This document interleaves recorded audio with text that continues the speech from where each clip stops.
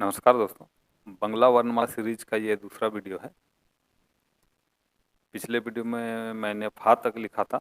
इसके बाद मैं ये बा से शुरू कर रहा हूँ और मैं उन अक्षरों को लिखने से बचूंगा जो दोबारा एक ही तरह का नज़र आते हैं और एक ही तरह से बरस चलते हैं, एक ही तरह का दिखते हैं। तो बा के बाद भा मैं लिख रहा हूँ।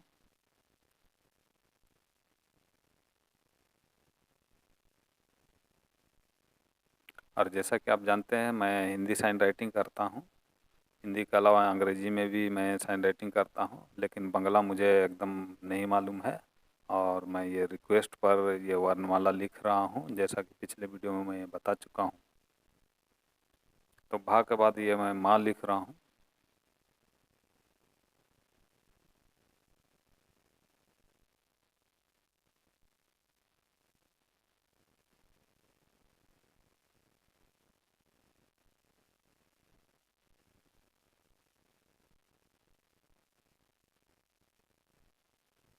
इसके बाद ये मैंने या लिखा है।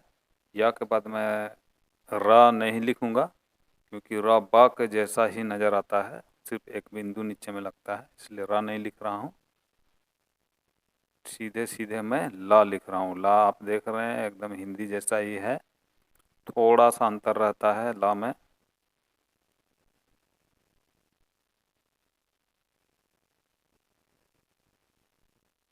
इसके बाद वाह आता है। वाह चूँकि हिंदी में आता है, जबकि बंगला में मेरे ख्याल से बा और वाह समान होते हैं, इसलिए यहाँ मैं वाह नहीं लिख रहा हूँ। वाह बा के जैसा ही है वर्णमाला में।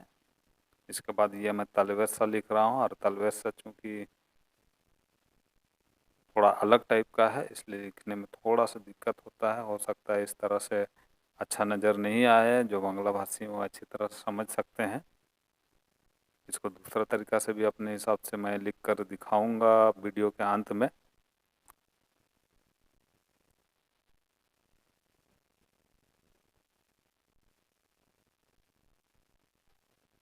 ये तलवेस सा है। उसके बाद मूर्धन सा लिखना है। मूर्धन सा मैंने देखा है वर्णमाला में, वो या के जैसा ही है, सिर्फ बीच में एक, जैसा कि हम हिंदी में मूर्धन सा में एक बीच में लकीर दे देते हैं पा का बीच में, उसी तरह या का बीच में एक छोटा सा लकीर है।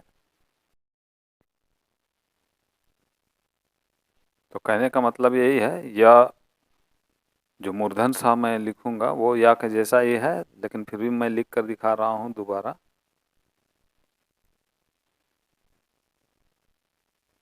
तो ये तलवत सा लगभग कंप्लीट है। इसके बाद मैं मूर्धन सा लिख कर दिखाऊंगा।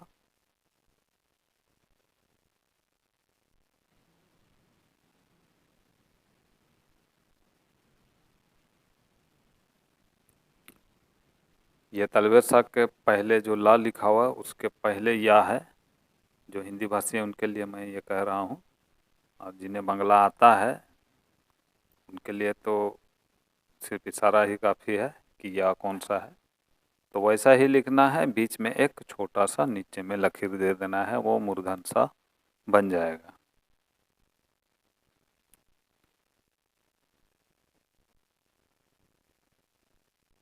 देखिए ये मैंने या, अगर बीच में लकीर नहीं देता हूँ तो ये या है, उसके बाद ये लकीर मैंने दिया तो वो मूर्धन सा बन जाएगा। उसके बाद दंत सा जो होता है वो तरह की जैसा ही होता है, सिर्फ ऊपर वाला पोर्शन वो लकीर से सटा हुआ है। ये दंत सा हो गया। उसके बाद ये हा।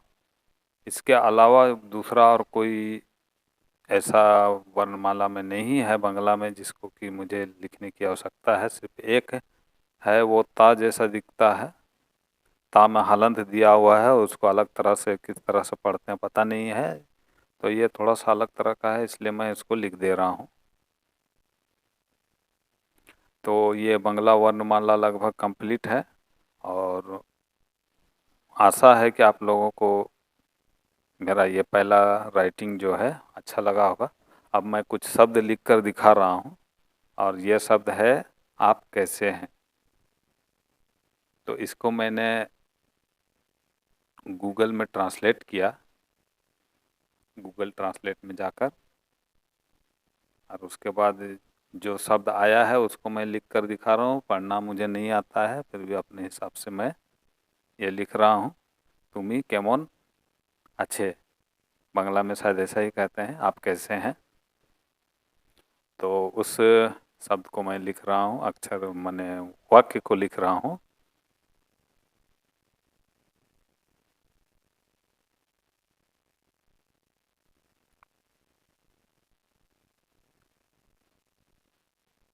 फिर बता देना चाहता हूँ कि गूगल में मैंने इसे ट्रांसलेट किया है। अब कोई बांग्ला भाषी ही कह सकते हैं कि ये ट्रांसलेट सही है कि नहीं। आप कैसे हैं, सिर्फ ये मेरा वर्ड था, उसमें जो ट्रांसलेशन आया है उसी को मैं लिख कर दिखा रहा हूँ।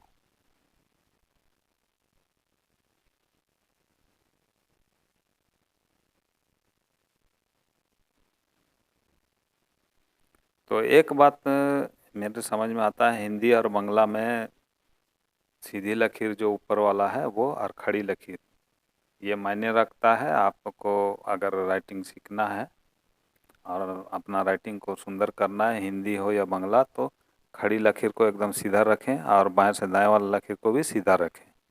जितना सीधा कर सकते हैं उतना ही आप का राइटिंग अच्छा लगेगा।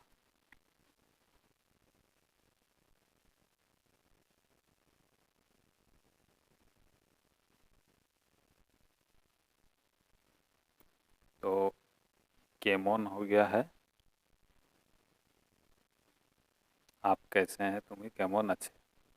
हल्का फुल्का तो मैं बात कर ही लेता हूँ, ऐसा बात नहीं है कि एकदम ही नहीं जानता हूँ, क्योंकि मूल रूप से मैं उड़िया हूँ और मेरे घर में उड़िया ही कहा जाता है, और मेरा शिक्षा जो है वो हिंदी में है। इसके अलावा इंग्लिश तो जानते ही हैं, हर जगह ज़रूरी है। लेकिन मेरे बहुत सारे दोस्त हैं बंगाली हैं, तो कान में पड़ता ही रहता है भाषा, इसलिए मैं कुछ एक दो शब्द टूटा फूटा बोल लेता हूँ।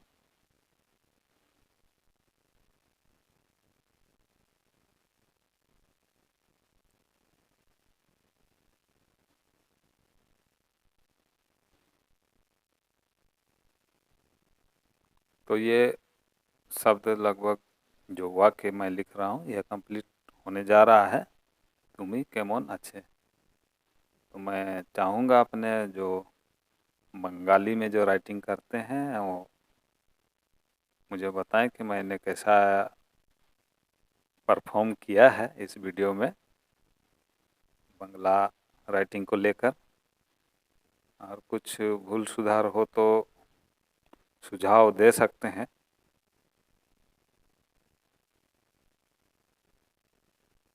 इसके बाद मैंने बताया था कि कुछ शब्द मैं दोबारा लिख कर दिखाऊंगा, तो जैसे कि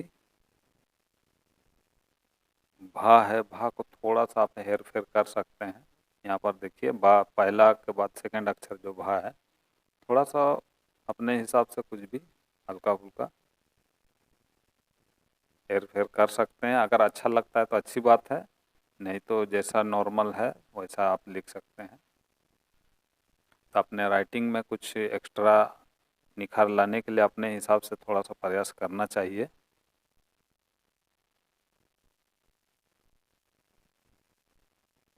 ये भा मैंने लिखा है, और मैंने वीडियो के शुरू में बताया था कि तलवेसा को भी मैं लिख कर दिखाऊंगा। तो तलवेसा लिखने में मुझे थोड़ा सा कठिनाई हो रही है, इसलिए मैं इसे दोबारा लिख कर देख रहा हूँ। अलग तरह से थोड़ा सा परिवर्तन मैंने किया है, आप देख रहे हैं। तो ये वीडियो आपको कैसा लगा और मेरा ये प्रयास कितना सार्थक हुआ, ये आपके कमेंट्स पर निर्भर करता है, आप लोगों को कैसा लगा।